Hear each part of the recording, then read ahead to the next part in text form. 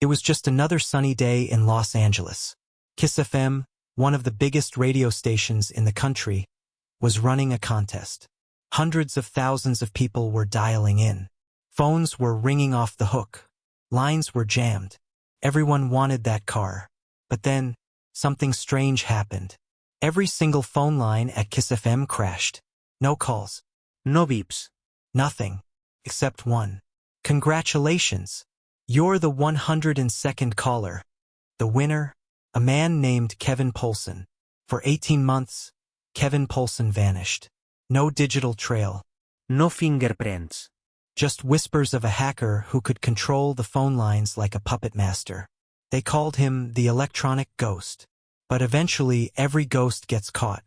Kevin Poulsen, the hacker who hijacked the phone lines to win a Porsche. Before he was a fugitive, before the Porsche, before the FBI had his photo pinned on a wall, Kevin Poulsen was just a quiet, curious kid from California. Born in 1965, Kevin grew up in the San Fernando Valley. He was introverted, a thinker, not a talker. And he had one obsession: electronics.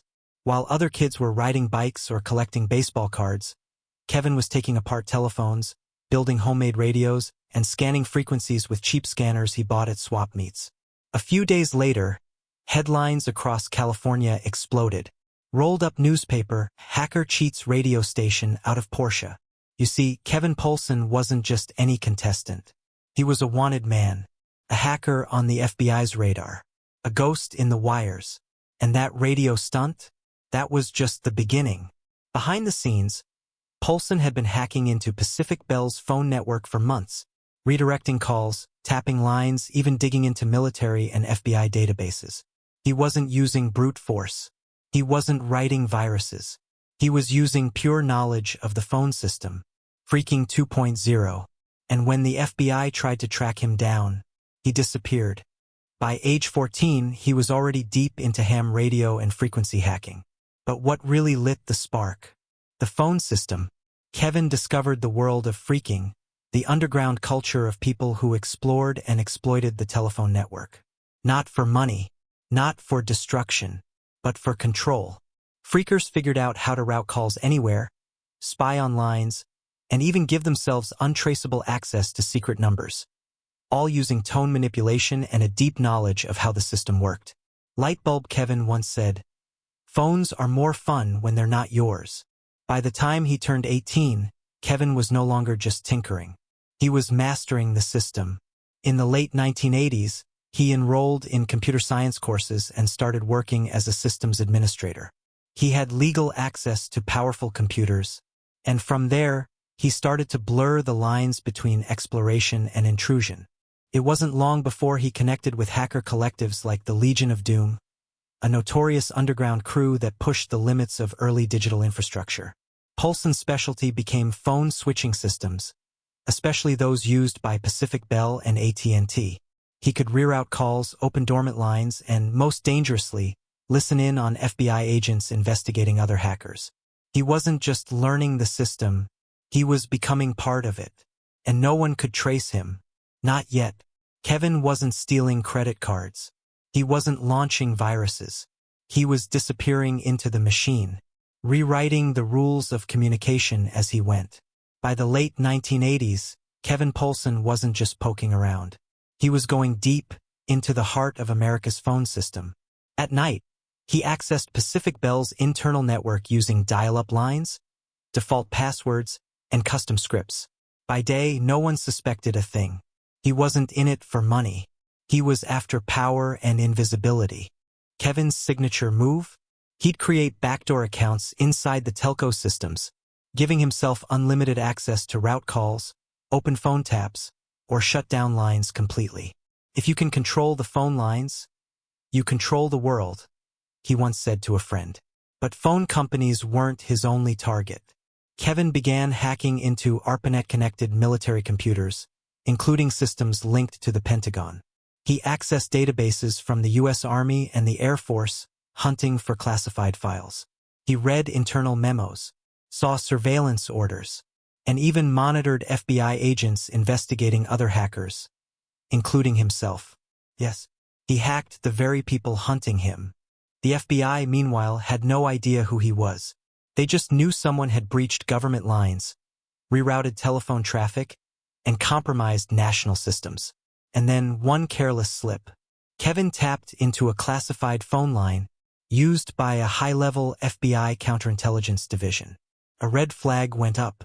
The investigation narrowed. And the FBI got a name. Kevin Poulsen, alias Dark Dante, was now officially wanted by the U.S. government. In 1989, federal agents raided his apartment. They seized his computer. He wasn't there. Kevin had vanished. He was already on the run. Brain one man. No address. No signal. And no one could catch him. June 1990. Los Angeles. Kiss FM, one of the most listened-to radio stations in America, was running the hottest giveaway in town. Speech balloon, be the 102nd caller, and win a Porsche 944 S2. Phones lit up. Lines jammed. Everyone wanted that car. Except, no one could get through. Because one man was about to win before the contest even started. Kevin Poulsen. On the run. Wanted by the FBI. But still hacking like a phantom. From a hidden location, Kevin launched his custom phone hack. He infiltrated the switching system that handled the station's incoming calls. He didn't just block other callers. He took over every single trunk line leading to the station. All 25 of them. So when caller #1 #50, number 101 tried to connect, telephone receiver busy signal. Telephone receiver dead line. Telephone receiver click. Hang up. Caller number 102. Hi, this is Kevin. He won. Just like that. A brand new Porsche. Fair and square, or so it seemed. But it didn't stay quiet for long. Station staff noticed something strange. Too strange. The odds of one person controlling all 25 lines. Impossible.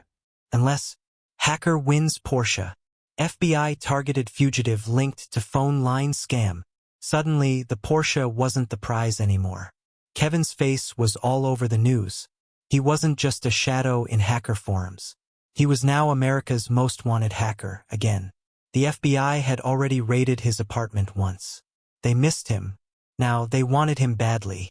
They weren't chasing just a prankster. They were chasing a man who could control phone systems, monitor FBI lines, and walk away with a Porsche like it was nothing. The reward was out. Posters were up. A new nickname was born. Collision, the hacker who won a Porsche. But Kevin was already gone again. No paper trail.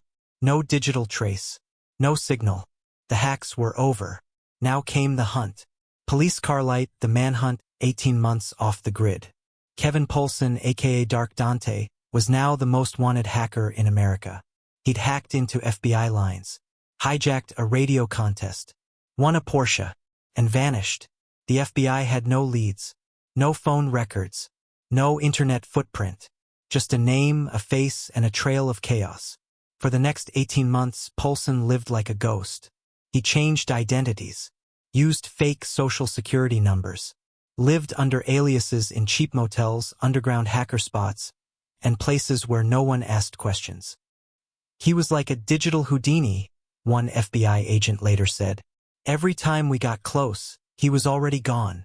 Kevin didn't stop hacking, but he was careful. He stayed off public networks, used payphones, avoided anything traceable. Still, the legend grew. He became a folk hero in hacker circles.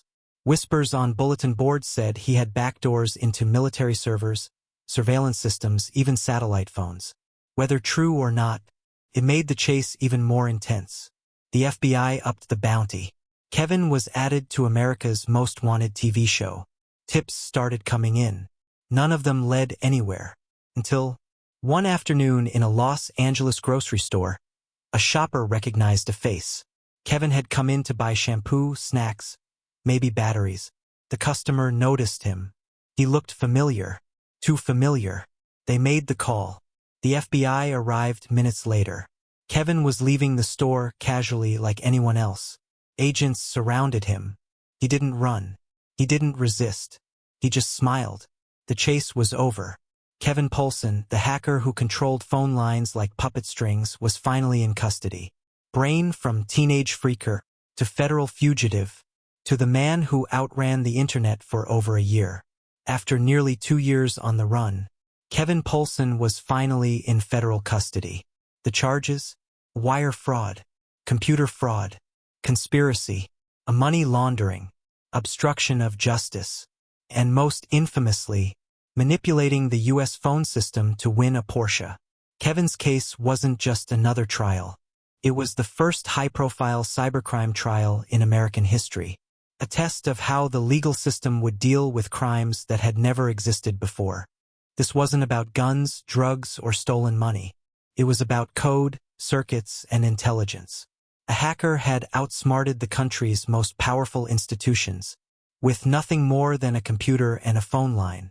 The prosecution painted Poulsen as a digital menace, a man who wiretapped FBI agents, broke into defense systems, and used his skills for personal gain. They called him dangerous, calculated, and remorseless. The defense argued he was just curious, a young genius who got carried away in a system that had no guardrails. No one had been hurt, no data had been destroyed, no money had been stolen. But the government wanted to make an example, to send a message to the rising generation of hackers. In 1994, Kevin Poulsen was sentenced to 51 months in federal prison, over 4 years, 3 years of supervised release, and a first-of-its-kind restriction. Crossmark, he was banned from using computers or the internet during his probation. A digital exile. Poulsen went into prison as a legend among hackers, and came out a symbol of what happens when genius crosses the line. His case was cited in law schools, studied by cybersecurity experts, and remembered as a turning point when the U.S. finally realized hacking isn't science fiction anymore. It's real, and it's here. Kevin Poulsen walked into prison as a legend in handcuffs, but he didn't waste a single day behind bars. While serving his 51-month sentence, he studied law, ethics, and media. He reflected not just on what he did, but on what he could still become. And when he got out, he didn't go back to hacking. He picked up a pen and a notebook. Speech balloon, the world didn't need another hacker, he later said. It needed someone who understood them. After prison, Kevin Poulsen reinvented himself as a journalist. But not just any journalist. He joined Wired magazine, one of the top tech publications in the world. There, he started exposing government surveillance programs, uncovering criminal networks, and translating the complex world of cybersecurity for the public. The man who once broke into the FBI's lines was now writing stories that held the government accountable. But his biggest legacy came in 2013, when he partnered with Aaron Swartz, a brilliant coder and activist. Together, they created SecureDrop, an open-source platform that allowed whistleblowers to safely and anonymously submit leaks to journalists. Today, SecureDrop is used by The Washington Post, The New York Times, ProPublica, and dozens of newsrooms around the world. It protects the sources who risk everything to reveal the truth. Kevin Poulsen's story isn't just about hacking phones or beating the FBI. It's about transformation, about how one of America's most wanted criminals became a force for truth, transparency, and protection. From dark Dante to a voice of justice, that's the redemption of Kevin Poulsen. Kevin Poulsen's story isn't just about a hacker who rigged a radio contest, or outsmarted the FBI, or won a Porsche by hijacking 25 phone lines. It's about something deeper, how genius can tip either way, how the same mind that breaks into systems can also help protect them. From fugitive to federal prisoner, from courtroom headlines to investigative journalist, from phone phreaker to whistleblower defender. That's a rare kind of arc. The kind that doesn't just end in redemption. It ends in purpose. And here's the real message. If the story blew your mind, if it made you rethink what hacking really means, tap that like button. Subscribe for more legendary cybercrime stories. And hit the bell notification bell so you don't miss what's next. What would you have done if you had Kevin's skills back in the 90s? Would you run or rewrite the system?